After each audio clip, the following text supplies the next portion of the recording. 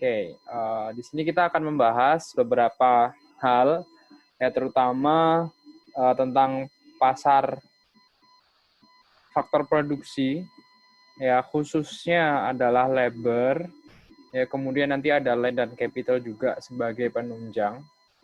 Cuman yang diutamakan adalah labor, ya tenaga kerja. Di mana-mana kalau teman-teman lihat, pasti yang digenjot pertama adalah sumber daya manusia.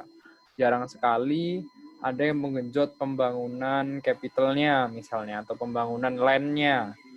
Tapi biasanya selalu yang digenjot pertama adalah pembangunan sumber daya manusianya sebagai labor yang produktif gitu ya.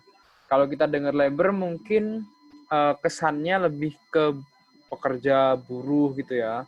Enggak juga sebenarnya. Jadi labor itu adalah faktor produksi, ya dalam hal ini adalah manusia, ya yang dia aktif dalam produksi barang dan jasa. Artinya setiap orang ya yang memproduksi barang dan jasa, baik dia insinyur, dia nanti ada arsitek, dia dokter, macam-macam semuanya, dia juga termasuk dalam labor. Kenapa? Karena dia menyediakan goods and services gitu ya. Jadi pandangan terkait labor ini kita shift dulu, kita geser dulu dari yang semula adalah pandangan kita mungkin melihat labor adalah buruh ya, buruh yang ada di pabrik gitu kan, atau karyawan-karyawan dan sebagainya. Tidak terbatas pada itu gitu ya. Tapi setiap orang yang melakukan produksi ya dalam hal ini adalah menyediakan goods and services, maka dia disebut sebagai labor. Kemudian ada land dan capital, ya dia adalah faktor penunjang ya dari productivity of labor. Yang pertama, kita akan menjawab dulu beberapa pertanyaan. Ya, apa yang menentukan permintaan tenaga kerja pada perusahaan kompetitif? Ya, silakan teman-teman jawab dulu. Bagaimana hubungan antara ya, supply of labor dan upah? Hal apa saja yang berpengaruh pada supply of labor? Bagaimana situasi-situasi tertentu ya yang dia berdampak pada equilibrium daripada upah dan labor? Kemudian ya bagaimana equilibrium ya antara harga dan jumlah dari input lain ditentukan. Pertanyaan yang bisa kita mulai untuk belajar bab ini adalah kenapa ahli perminyakan ya dia digaji lebih tinggi dibandingkan petugas SPBU. Ya, padahal keduanya sama-sama bekerja di perminyakan katakan. Yang satunya adalah ahli perminyakan, dia bisa saja ya di bagian eksplorasi dan produksinya gitu kan. Dan yang satu lagi adalah apa tuh namanya? Yang petugas SPBU pada umumnya gitu ya. Mengapa mereka gajinya berbeda gitu kan. Nah, kita akan belajar pelan-pelan di sini. Kita recall lagi ya, faktor produksi dia adalah input yang digunakan untuk memproduksi barang dan jasa. Ya, jadi segala input yang digunakan untuk memproduksi barang dan jasa, maka dia disebut sebagai faktor produksi. Ada tenaga kerja, tanah, dan modal. Tenaga kerja lambangnya adalah L atau labor. Tanah ya, dia adalah resource ya, masuk ke dalam resource atau sumber daya alam ya, lambangnya adalah R. Dan modal dia capital ya, lambangnya biasanya adalah K. Harga dan jumlah input akan dipengaruhi oleh penawaran dan permintaan pada pasar faktor produksi. Kemudian ada yang disebut sebagai derivative demand. Ya. Pasar faktor produksi ya sebenarnya sama dengan pasar barang dan jasa, kecuali permintaan untuk faktor produksi adalah derivative demand. Artinya dia berasal dari keputusan perusahaan untuk menyediakan barang di pasar lain. Ada yang mau mencoba menjelaskan nggak ini gimana maksudnya derivative demand? Mungkin satu atau dua, satu deh satu. Aku tunjuk ya. Oh, ini aku acak nih. Mau Iqbal coba. Yang dimaksud dengan derivative demand gimana tuh?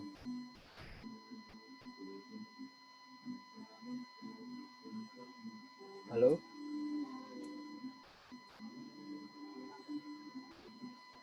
Atau yang lain deh, yang lain. Atarik.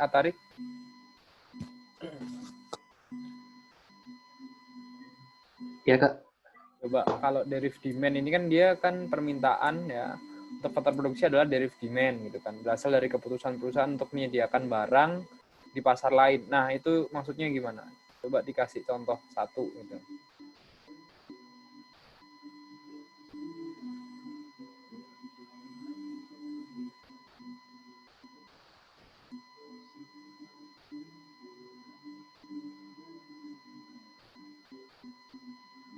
Gimana? Kalau menurutku sih Kak, derived demand tuh kayak permintaan inputnya dari suatu perusahaan itu dia apa ya, kayak diturunkan dari tingkat output sama biaya inputnya gitu Kak. Mungkin. Ya, udah bener itu, udah dapat konsepnya kan. Jadi namanya juga deriv kan dia diturunkan kan. Sebenarnya dia diturunkan dari apa gitu kan. Nah, dia adalah dari keputusan perusahaan untuk menyediakan barang di pasar lain. Kira-kira pasar lain ini pasar apa? Ini adalah pasar outputnya. Output. Ya, jadi misalnya ada output ya, di sini adalah output perusahaan, quantity, price ya. Misalnya katakan kita mengasumsikan sekarang kondisi kita adalah kita recall ke zaman di mana Ford ya, kalian tahu Ford kan, perusahaan mobil itu baru jaya-jayanya ya. Kita recall ke masa itu, kira-kira outputnya perusahaan Ford apa? Dia pasti jualan mobil kan? Nah, di sini adalah supply-nya, si demand-nya. Ketika demand-nya mulai bertambah gitu kan, tambah banyak, maka kebutuhan dari faktor produksinya bertambah banyak nggak? Bertambah banyak dong, ya nggak? Ini adalah output, Ya. kemudian di sini adalah inputnya. Sehingga begitu juga demand dari inputnya. Ketika outputnya semakin bertambah, maka demand dari inputnya juga bertambah. Bagaimana ketika outputnya demand-nya berkurang, maka demand terhadap input juga akan berkurang, ya kan? Contohnya kita ambil paling gampang adalah saat corona ini. Kita tahu daya beli masyarakat menurun, ya. Yang dulu misalnya dipakai konsumsi, beli motor, ya kan? Konsumsinya beli apa. Sekarang konsumsinya lebih ke bahan-bahan pokok misalnya. Maka perusahaan-perusahaan yang seperti itu karena demand dari output mereka turun ya, maka mereka ya, demand terhadap input mereka akhirnya turun. Ya, make sense kan? Ya, kemudian ada PHK, ada PHK besar-besaran ya. Nah, itu adalah salah satu contoh aja gitu ya, bahwa pasar faktor produksi ini dia derived demand gitu ya. Misalnya di sini kebutuhan akan tenaga kerja dengan keterampilan menjahit ya, muncul akibat adanya kebutuhan perusahaan garmen untuk memproduksi pakaian dalam jumlah tertentu. Ya, di sini kita ketika belajar ini kita menggunakan dua asumsi. Asumsi pertama adalah semua pasar adalah kompetitif. Ya, asumsi yang kita gunakan adalah pasarnya pasar kompetitif. Ya, ciri-ciri pasar kompetitif adalah perusahaan price taker ya, baik dalam pasar dari produk yang dihasilkan, dalam hal ini adalah pasar outputnya. Ya. Setelah itu perusahaan juga price taker dari pasar tenaga kerjanya. Kemudian perusahaan mengutamakan maksimalisasi keuntungan. Ya. Jadi di sini bukan oligopoli, ya, yang mana keuntungannya nggak maksimal nggak apa-apa, yang penting nggak ada pesaingnya. Keuntungannya nggak maksimal nggak apa-apa, yang penting kita punya follower yang setia misalnya. Jadi setiap penawaran output ya dan permintaan input perusahaan bertujuan untuk memaksimalkan laba, artinya memaksimalkan TR ya dan menekan TC-nya. Contohnya di sini kita ada farmer jack ya. Farmer itu dia apa sih? Petani ya. Kalau orang yang kerja di kebun tuh petani kan? Petani itu di sawah. Kalau di kebun apa ya? Ya anggapnya farmer gitu ya. Misalnya di sini Jack menjual gandum pada pasar persaingan sempurna. Jack mempekerjakan pekerja ya dalam pasar persaingan sempurna tenaga kerja. Ketika memutuskan berapa banyak pekerja yang akan dipekerjakan, maka Jack memaksimalkan laba dengan thinking at the margin. Gitu kan. Jika manfaat dari mempekerjakan pekerja lebih besar daripada biayanya atau cost of labor-nya, dalam hal ini adalah upah, maka Jack akan mempekerjakan pekerja tersebut. Biaya dari mempekerjakan pekerja adalah upah, yang mana harga input dari tenaga kerja. Benefit dari mempekerjakan pekerja, dia adalah dapat memproduksi lebih banyak gandum untuk dijual, sehingga pendapatan dia meningkat. Ukuran keuntungan bergantung pada fungsi produksi Jack, yaitu hubungan antara jumlah input yang digunakan untuk membuat barang dan jumlah barang yang dihasilkan. Misalnya di sini fungsi produksinya seperti ini, ya. Di sini ada jumlah pekerja dan ada kuantitas outputnya.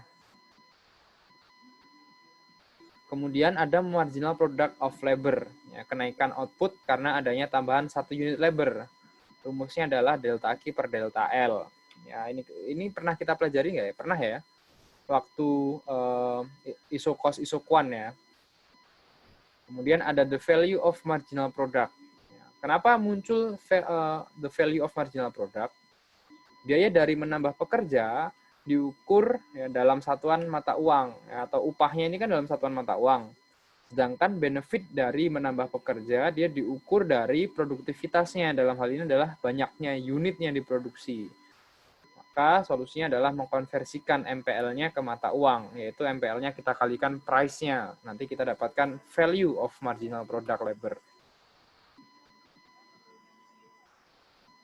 Ya, misalnya di sini ya tinggal kita kalikan price-nya, misalnya di sini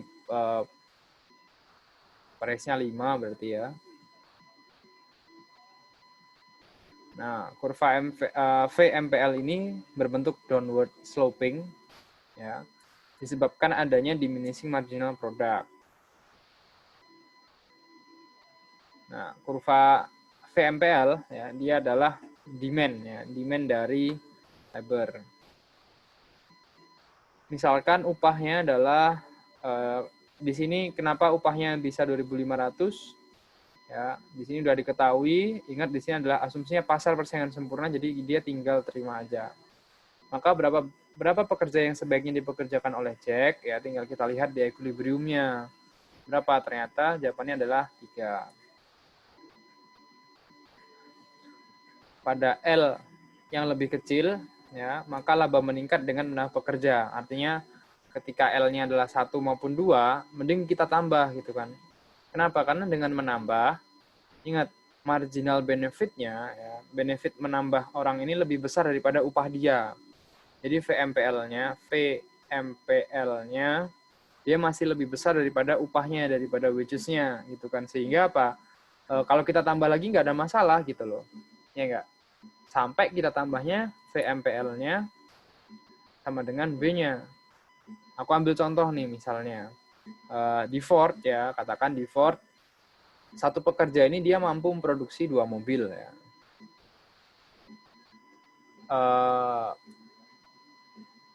Harga mobil itu sekitar katakan 30 juta deh. Ya, harga per mobil 30 juta. Jika upah satu pekerja adalah 5 juta per bulan gitu ya. Sedangkan dia bisa menghasilkan 2 mobil per bulan, maka ini kan VMPL-nya ya, dia kan lebih besar daripada W-nya ya enggak? VMPL dia kan berarti 60 juta nih. Sedangkan W dia adalah 5 juta gitu kan. Maka kita tambah aja pekerjanya gitu kan. Tambah aja terus. Ya, sampai kemudian VMPL pekerja tersebut menjadi 5 juta sama dengan W-nya gitu kan.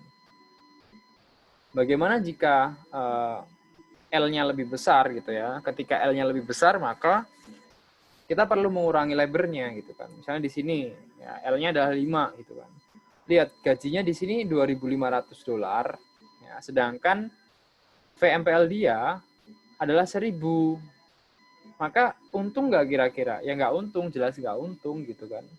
Satu orang dia bayarannya 2.500, tapi produktivitas dia hanya $1.000. Itu ya konsepnya. Kemudian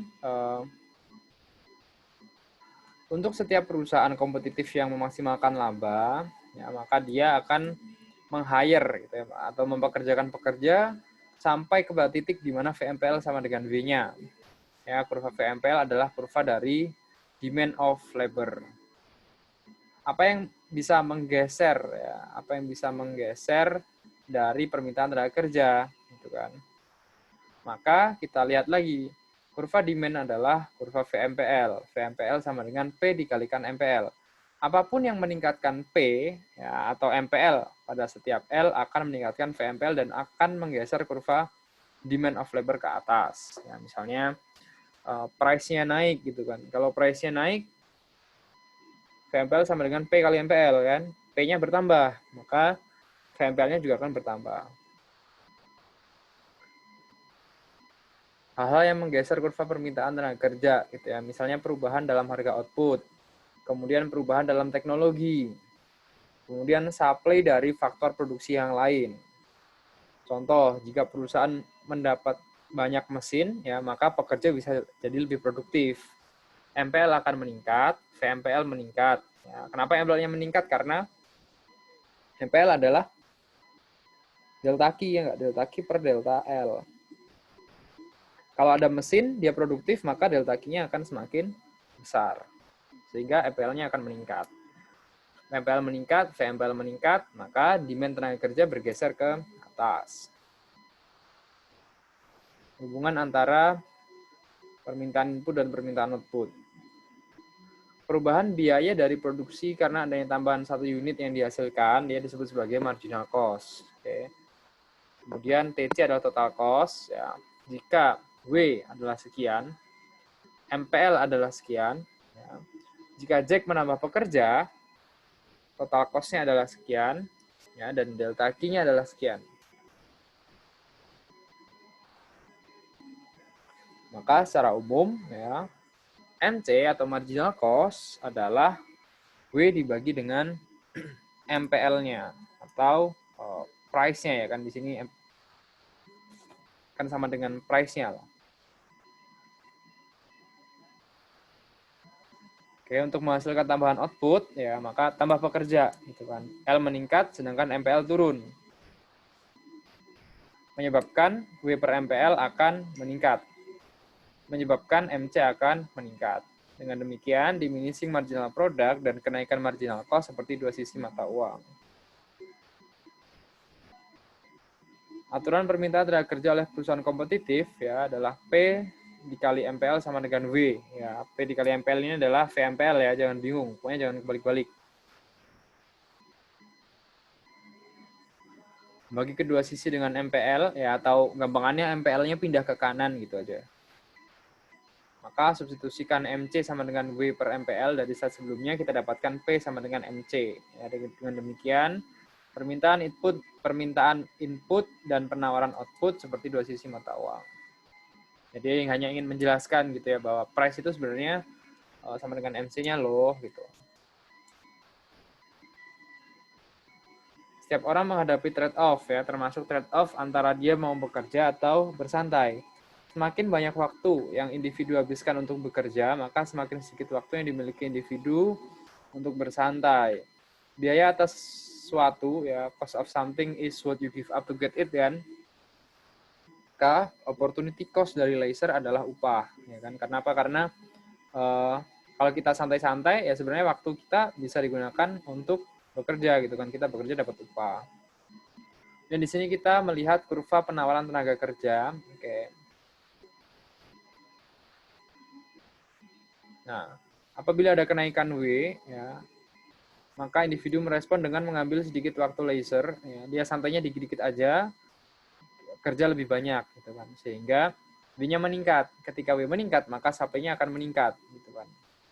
Kemudian apa saja yang menggeser atau men-shifting kurva penawaran tenaga kerja? Jadi ingat ya, kalau di sini dia move along the curve ya. Yang menyebabkan dia move along the curve adalah W-nya. atau P-nya, price of labor-nya. Sedangkan yang men-shifting supply of labor, yang pertama adalah perubahan dalam selera atau perilaku berkaitan dengan trade-off antara bekerja dan leisure, adanya perubahan kesempatan kerja, dan adanya imigrasi. Upah menyeimbangkan antara penawaran dan permintaan tenaga kerja. Ya, upah sama dengan nilai VMPL-nya, atau W sama dengan VMPL ya di sini ya. Misalnya di sini ya ada beberapa skenario, coba kita cari. Kalau nggak salah ini ada di soal krisis ya. Yang pertama adalah baby boomers, ya, yang bekerja di sektor industri otomotif, dia akan pensiun. Coba sekarang aku tunjuk satu kali ya. Dian, coba Dian. Kira-kira gimana nih? Kalau baby boomers yang bekerja di industri otomotif, mereka pensiun.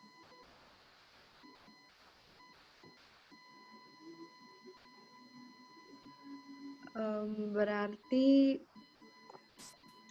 permintaannya naik gitu, Kak? Nggak tahu, Kak. Nggak apa-apa. Gimana? Coba aja, nggak masalah. Nggak ada nilai aktivitas di sini. Apa ya, kalau menurut aku kan baby boomers itu kan kalau misalkan pensiun kan berarti perusahaannya kekurangan tenaga kerja. Jadi Berarti apa yang berubah tuh? permintaannya, ya nggak, Kak? Ya, sebelum ke permintaan coba. Penawaran. Ke itu dulu. Penawarannya apa nih, VMPL Kak? sama dengan P dikalikan MPL. Kalau ini pensiun, maka kira-kira apa yang berubah nih? MPL-nya kan? MPL. MPL-nya gimana kira-kira? Naik, turun? Turun. Karena? Karena kan mereka jadi nggak ada, jadi kuantitasnya berkurang gitu nggak, Kak? Ininya turun. Oh. MPL-nya berarti naik dong, Kak? Ternyata dia ngomongnya dari demand-nya. Udah nggak apa-apa. Ya, MPL dia naik gitu ya. MPL-nya dia naik, kemudian menyebabkan, ya kalau di sini kalau kita lihat dari sisi demand-nya, berarti demand-nya akan mengalami kenaikan, ya enggak? Kenapa? Karena MPL-nya dia naik, ya kan? MPL-nya naik, price-nya tetap, VMPL-nya akan naik, gitu kan? Dan ternyata di sini dia melihatnya dari supply-nya gitu ya, supply-nya shifting ke kiri, oh, ya bisa sih. Oke, makasih ya Dian. Lanjut. Iya, Kak. Yang lain coba apa ya? Dia tarik udah ya. Titik. Yang namanya titik, cuman titik gitu. Ada nggak orangnya? On nggak nih? Nggak on ya? Ya udah deh, lanjut aja kalau gitu. Di sini adalah turunnya permintaan mobil ya, membuat P menurun. Oke, kira-kira kenapa kalau permintaan mobil turun, kemudian P-nya turun? Soalnya kuantitasnya nggak sih, Kak? Jadi ini adalah output ya. Output atau mobil ya kan di sini. Ya kuantitasnya gimana tadi? Turun. Ya gini kan berarti dia kurva demand-nya shifting kan? Iya. Karena orang-orang di sini dia beli impor, sehingga price dari mobil akan mengalami penurunan ya enggak. Ketika price-nya turun, maka gimana tuh? VMPL-nya akan mengalami, VMPL adalah P dikalikan MPL. Ya. Apabila price-nya turun, maka VMPL-nya akan turun juga ya kan. VMPL turun, P-nya turun, maka VMPL akan turun. Kalau VMPL turun berarti ya demand-nya akan mengalami penurunan karena VMPL sama dengan demand kan. Kemudian yang terakhir ya di poin C adalah ini apa nih? Poin C adalah kemajuan teknologi meningkatkan produktivitas industri. Kayak kalau adanya teknologi ya berarti meningkatkan MPL ya kan, marginal production labor-nya, sehingga VMPL-nya akan naik. Ya. Kalau VMPL naik ya berarti demand-nya akan naik. W dan L akan meningkat. Oke. Ini ada contoh lain. Ya, berdasarkan data tersebut, upah sangat terkait dengan produktivitas tenaga kerja. Oke, berikutnya adalah faktor produksi lainnya ya. Ada tanah dan modal ya. Perlu kita bedakan antara harga pembelian yang mana harga yang harus kita bayarkan untuk memiliki faktor produksi tersebut tanpa batas. Ada juga harga sewa ya. Harga sewa adalah harga yang harus kita bayarkan untuk menggunakan faktor produksi dalam kurun waktu tertentu. Ya, misalnya adalah upah ya. Upah adalah biaya sewa atas tenaga kerja. Penentuan harga sewa atas modal dan tanah dapat dianalogikan dengan penentuan upah pada tenaga kerja. Jadi prinsipnya sama ya, mulai dari MPL-nya, VMPL-nya, cuma nanti beda namanya aja. Ya, perusahaan memutuskan besaran tanah yang ingin disewa dengan membandingkan antara value of marginal product ya, dari tanah atau VMPR gitu ya, kita sebut VMPR gitu ya. Value of marginal product resource. Ya, biaya sewa menyimbangkan antara permintaan dan penawaran atas tanah. Sama kan seperti tadi ya. Kemudian bagaimana dengan kapital? Sama juga. Dengan harga sewa dan harga beli, ya membeli satu unit kapital atau tanah menimbulkan aliran pendapatan sewa. Pendapatan sewa pada periode tertentu sama dengan value of marginal product-nya. Oleh karena itu, harga beli equilibrium ya. Suatu faktor produksi bergantung pada VMP saat ini ya, dan VMP yang diharapkan di masa depan. Kemudian bagaimana kaitan antara faktor produksi ya? Faktor produksi kan tadi saling berkaitan ya. Umumnya faktor produksi digunakan secara bersamaan sehingga produktivitas suatu faktor produksi bergantung pada kuantitas faktor produksi lainnya. Misalnya kenaikan kuantitas kapital ya, maka marginal product dan biaya sewa kapital akan turun. Kemudian, dengan semakin banyaknya kapital, pekerja semakin produktif. MPL dan W, dia akan naik. Nah, kemudian di sini ada case study ya, ada Black Death tadi yang sempat aku singgung ya di grup. Ya, waktu itu Eropa dilanda penyakit mematikan pada abad ke-14 ya, yang mengakibatkan hilangnya lebih dari sepertiga populasi Eropa. Maka prediksi ilmu ekonomi seperti apa jika labor-nya mereka hilang? Maka pasar tenaga kerja, jumlah pekerja semakin sedikit. Maka marginal product labor naik. Ya, dari mana kok MPL bisa naik gitu kan? Kita rinci dulu. MPL adalah ya delta Q per delta L. Jika L-nya semakin sedikit, ya makin kecil, maka MPL-nya akan meningkat, ya kan? MPL-nya akan mengalami kenaikan. Kemudian apa hubungannya dengan upah? Gitu kan? Hubungannya adalah di sini. Quantity ini upah ya. Ini adalah demand ya. Demand atau VMPL-nya adalah supply-nya. Oke. Ketika MPL naik ya, maka VMPL-nya akan naik juga gitu kan. MPL-nya naik, maka VMPL akan mengalami kenaikan sehingga demand-nya akan shifting ya, ke atas. Kemudian upahnya akan ikut naik. Kemudian selain itu di pasar tanah ya, dengan jumlah pekerja yang semakin sedikit, maka MPL atau MP dari tanah akan turun. Ya, ketika MP turun, maka sewa tanah akan turun juga, gitu kan.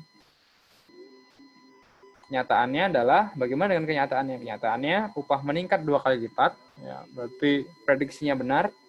Dan prediksi kedua adalah sewa tanah turun, ya, turun 50%. Berarti prediksi yang kedua juga benar. Oke, udah habis materinya. Cukup sekian mungkin ya yang dapat aku sampaikan. Terima kasih. Aku tutup dulu. Assalamualaikum warahmatullahi wabarakatuh.